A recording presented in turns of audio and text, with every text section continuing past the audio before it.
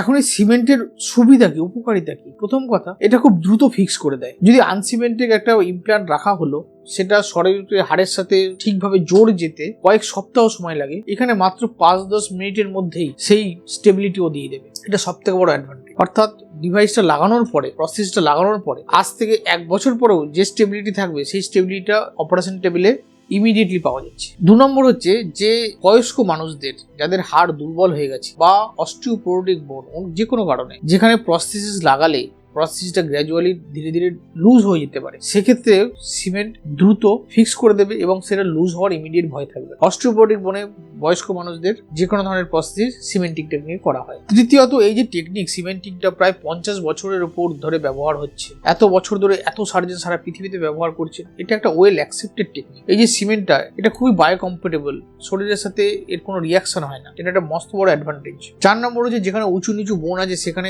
এটা সিমেন্ট দিয়ে ভরাট করে দিলে স্ট্রেস ডিস্ট্রিবিউশনটা অনেকটা ভালো হয়ে যায়। 5 নম্বর হচ্ছে এটা লোকালি ইনফেকশনকে প্রিভেন্টও করে এবং সেটা সারাতেও সাহায্য করে।